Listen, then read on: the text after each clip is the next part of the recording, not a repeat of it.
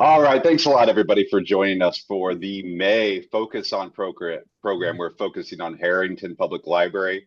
I'm so gracious to our two guests today. I think this might be the first time I'm doing a dual interview for this program. So we have Library Director Shelley Wirtz and Children's Librarian Susan Mueller. I believe that's maybe close to how you say it. So we've got less than 30 minutes to chat. Why don't you all take it away from me and start with a brief introduction, if you would.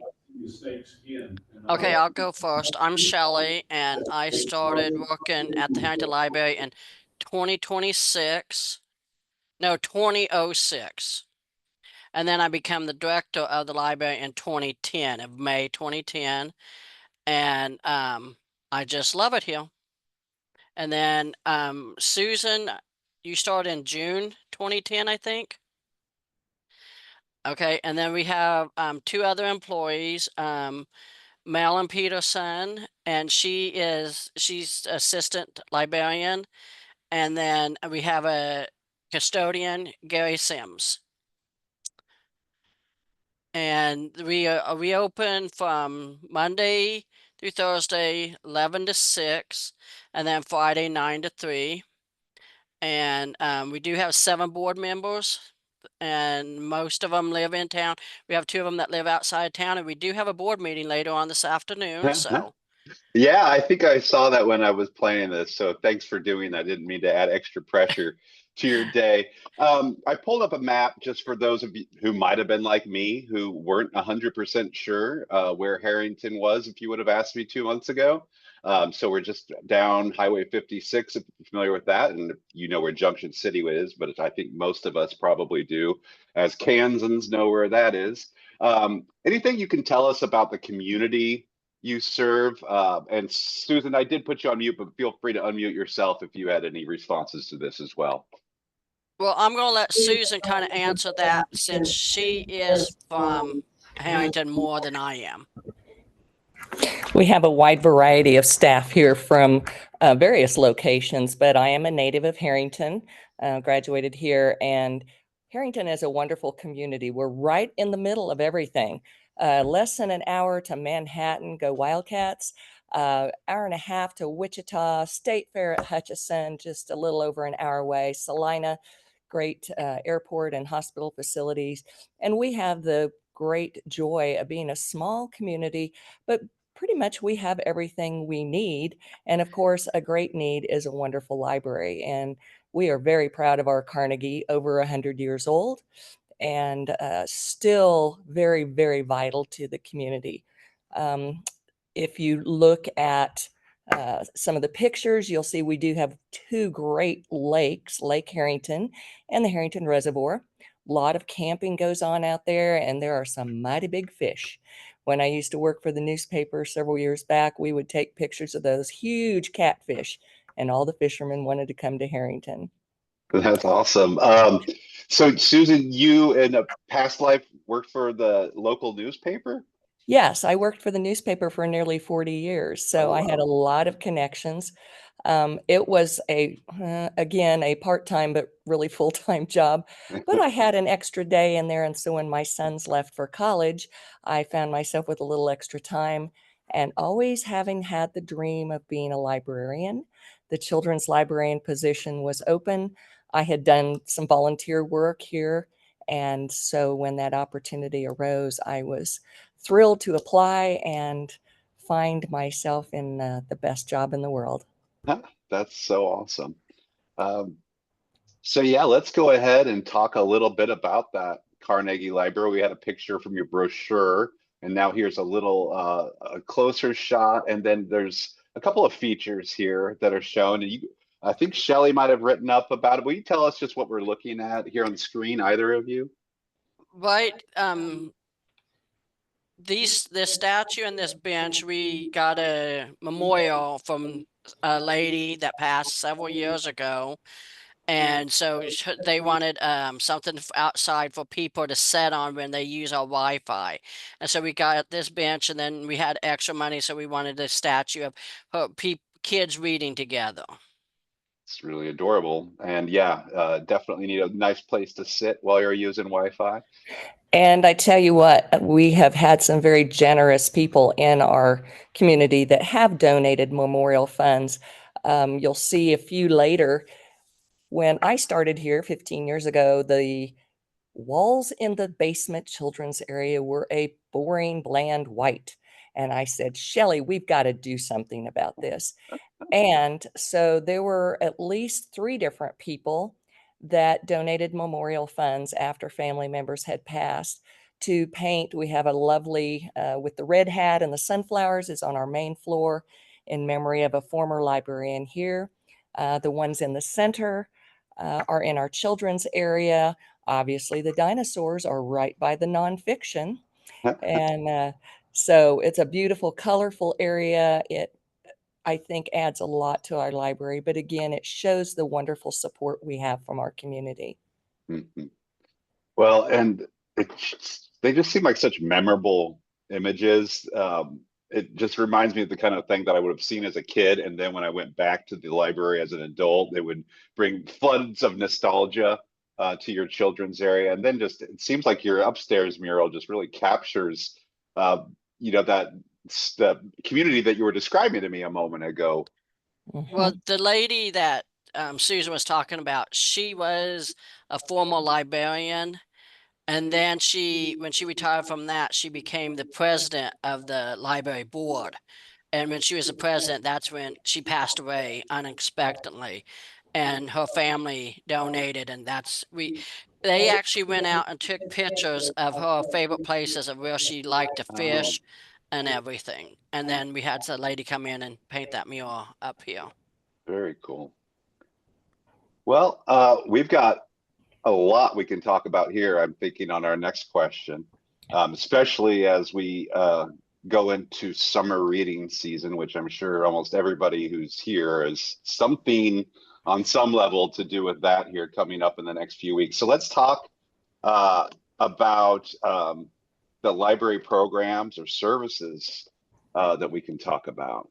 And also, if you want, we didn't really go into some of the inside parts. So if that matters as far as your programming, feel free to fill us in as far as like the rooms you have access to and where you hold your programming.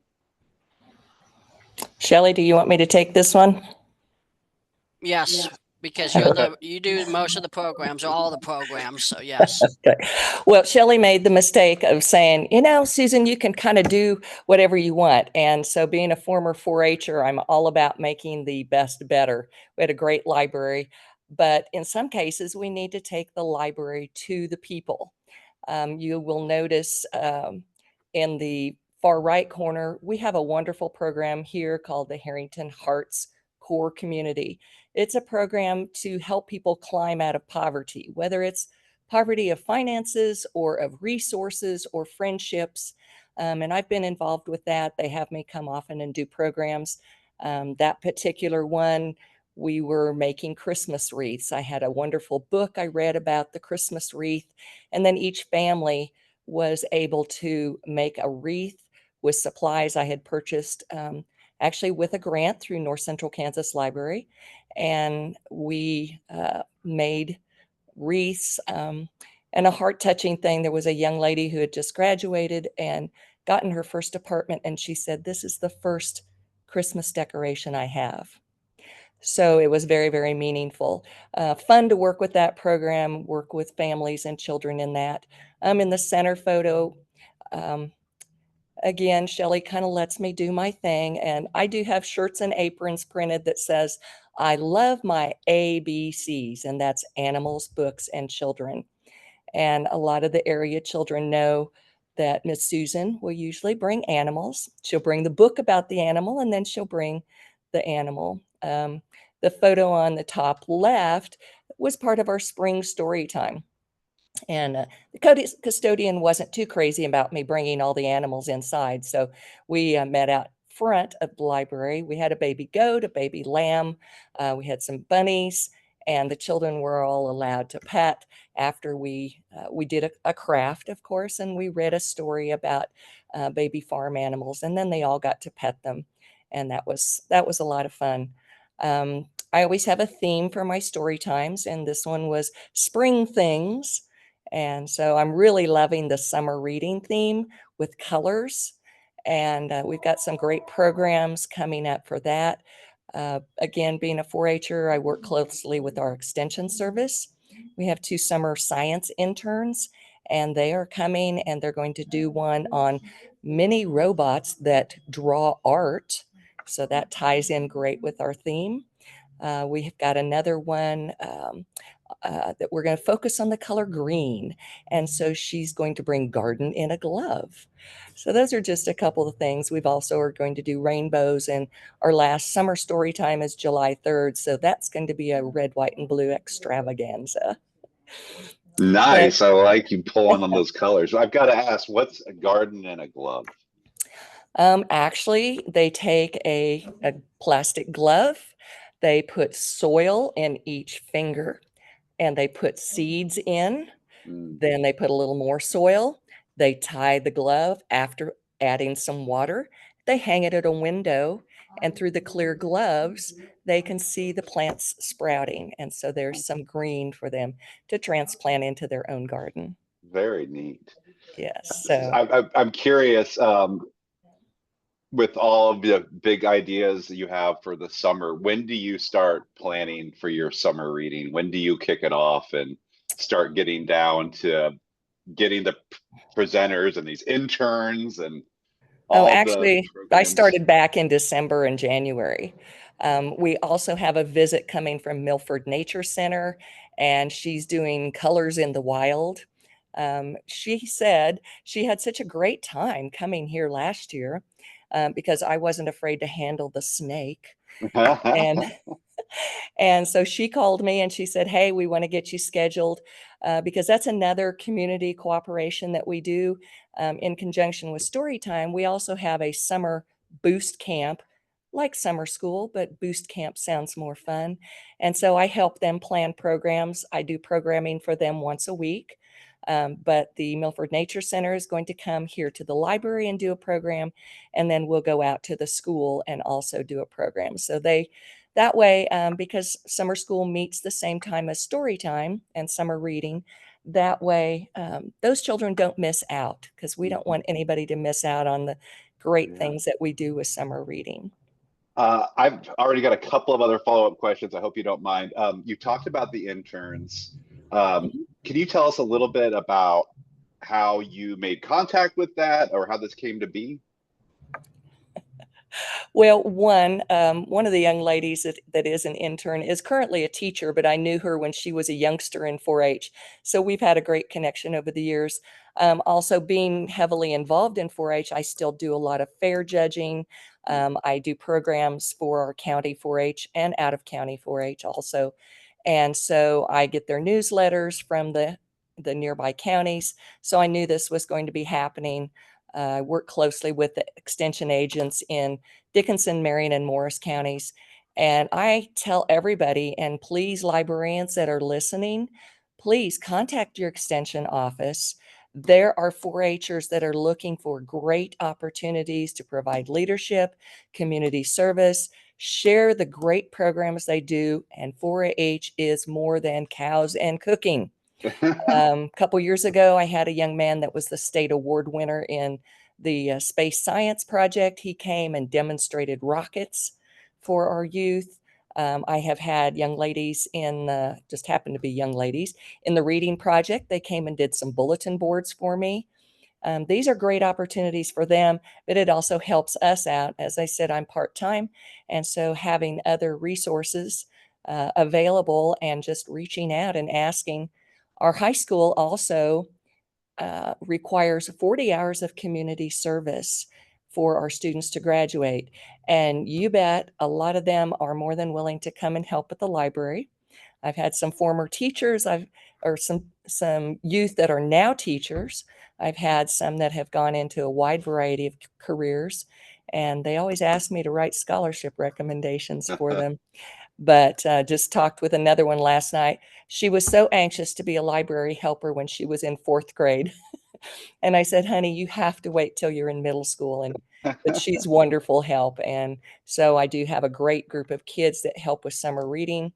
And as you can see through some of the other pictures, we do a lot of holiday activities. Christmas is usually huge. Um, I'm not sure what the capacity is in our basement area, which is our children's area, but it is filled. We Mm, usually do a couple hours and we do a lot of crafts, Christmas stories, and people will come and I do have high school helpers and middle school helpers for that. Um, and like I said, the bottom left photo there is a 4-H'er that actually I was judging her project and we got done and I said, would you be willing to teach a class at my library? And she said, I would love to. So she came and taught quilling and all the participants were able to make a card using quilling supplies. And so we reach out to the community, we go out to the community, we bring people in from the community, and although I'm the children's librarian, I guess it's slash outreach coordinator as well. So, right. A lot of outreach with the youth services. Um, how many kids do you expect to sign up for your summer reading program this summer? well, the summer school, like I said, they usually have between 30 and 40 children, so we can count them in our statistics. As far as registering youth for our program, we may have up to 70. It varies. I do a 9 o'clock session and a 10 o'clock. 9 o'clock is for the younger children, 10 o'clock is for the older, maybe elementary or lower middle school students. But total probably about 70. We do have a few that don't necessarily come to the programs, but they're great readers over the summer and they turn in their forms and they come when we are at the end of the year when we do sometimes we do ice cream and sometimes we do snow cones and we've done a swimming party, lots of fun things. So it's always something fun for them to look forward to. And the big reward, of course, is reading over the summer and the teachers like that. Yeah, and you mentioned there's several schools you're working with. We'll get to that in just a moment. I was curious, another follow-up question. I'm full of them today.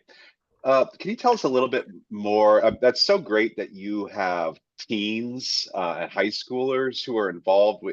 So often we know that we libraries seem to kind of lose them to sports and driving and jobs. But it sounds like you're able to hold on to a relationship with them through volunteering. What kind of work are you asking them or seeing them do for the library? Well, really quite a wide variety. As I said, a couple of them have actually done programs for me. I have a great connection with our family and consumer sciences instructor, and she has a class that is working with young children. And usually once a year, I contact her and I say, hey, I would like for your students to plan a story time. So they will choose the book, they'll plan a snack, they'll plan a craft. And sometimes that lets me go visit my grandchildren if it's during regular story time. And so they will do that. And the kids really enjoy that. It gives them some great leadership opportunities. Right. So that's one opportunity. Another, I will have, maybe they can't come during story time, but they'll come the day before. They'll help do die cutting or they'll help make copies, even just some simple office work like that, which takes some of the stress off of a part-time librarian. Right. Um, some of them are just super great at working with the children. When we do our holiday things, I station a high school or middle school student at each table, and we have 4, and they're kind of in charge of that particular activity. I explain it to them and turn them loose, and some of them are just so great at working with young children. As I said, I've had some of my library volunteers that have gone on to become preschool or teachers or school teachers or daycare providers. So I like to think I'm getting them a little bit of extra training. Absolutely. And a chance to have some autonomy and get to make up their own rules. And that seems such a great experience. Well, let's talk a little bit about maybe the schools, but more importantly, tell us about what kind of partnerships you have and why those are important for those organizations and also for your library. Okay, well, it was a little bit of an advantage having worked for the newspaper because I already had connections with the schools. And in fact, I still have connections with them. I go to my area schools and do a lot of photography for free, for fun. And sometimes some of the kids are like, hey, this is a way to thank you for what you do. They come in and help me. So those connections are important. I mentioned our Harrington Hearts core community. I go to 2 or 3 different vacation Bible schools, read a Bible story, bring an animal. One church I did Noah's Ark. I didn't bring 2 of everything, but I did bring a variety. So churches, schools, we have 2 different schools that are just 8 miles south of our community, and I work with them. They have brought preschool classes and kindergarten classes to my farm where we read a farm book, and then they get to meet all the animals, anywhere from horses, donkeys, mules, pigs, sheep, goats, chickens, and lots of rabbits. And I always go at Center, which is south of us. It's a tradition that I go at Christmas. I go to each of the grade school and daycare classes and read a Christmas story, and we make some Christmas items that they can take home as either gifts or ornaments for their families. You'll see the bottom middle picture. Hope always does their FFA chapter, always does a day on the farm. And so not only do I get to take animals, but I get to read a book. The one I'm reading, it was great. We got to cock-a-doodle-doo and moo like a cow, and the kids really enjoyed it. On the far right, I am very involved with our elementary school. I'm on their site council, have been for a number of years. I like to know what's going on. Those children are our future, and they're our customers as well. And that shows we were a blue ribbon school for 2024. And I was allowed to present one of the reward stations, read a story. We made blue ribbon bookmarks. So again, we tied in with the library and encouraged them all to come to the library and be active there. But I've always been very involved in our community, and I've carried those connections over to what I do here at the library. And it's just worked out really great for me, for the library, and for our community. Excellent. So I'm wondering a little bit about this, the farm experience for the kids. I grew up as a suburban kid, so going out to the farm was a whole other world. But I'm guessing that's kind of a different for a lot of these kids too. Maybe they don't have exposure to actually hands-on on the farm. Is that how you find it to be? Well, despite the fact that we are a heavily agricultural community, the railroad and ag are kind of our 2 big places that funds come into the community. But a lot of children don't have a farm experience. We do have families that live in Harrington, but are connected with Fort Riley. And so they travel around. They do get to see a lot of things. I do have the standard farm animals, but then rabbits tend to be kind of, well, veterinarians call them exotics. So I do have several programs that I call Books and Bunnies. And in fact, last Friday, I went to a Christian school over at Abilene, about 45 minutes away. And while I was there, I also visited the nursing home. And I visit the nursing home here, especially at Easter, take some baby bunnies in a basket and maybe recite a little poem for them to represent the library and give them those experiences. But back to the children and the farm, it's amazing that they are so enthralled. They get to feed the little goats little pellets, and of course that tickles. They get to feel the different kinds of fur on different rabbits. The old horse I have there, that particular group, I explained to them he's missing part of his teeth, so I have to pour water in his food and get it mushy for him to eat. And I was going to get horse treats for them, but they just reached in that mushy bucket and fed him right from their hand. Didn't bother them at all. So children and animals and books, to me, they're just a natural marriage. And then nothing gives me greater joy than to share a book about an animal and then go, oh, by the way, you're going to get a pet, a real live lamb today. So Right. lots of fun.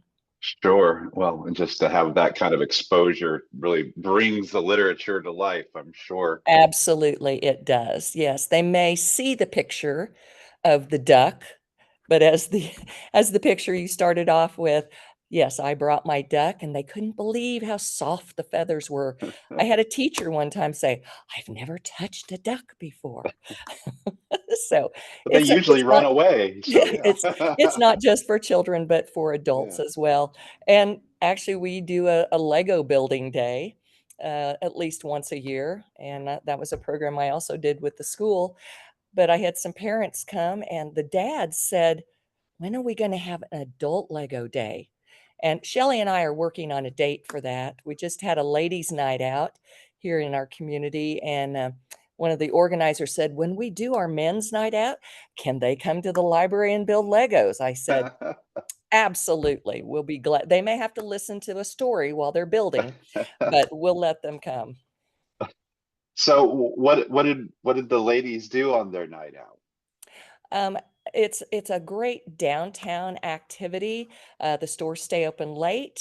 They're well, we do have a nice restaurant with an attached bar, and they had, instead of bartenders, they had boy tenders, and all of their tips went to a special program here in the community.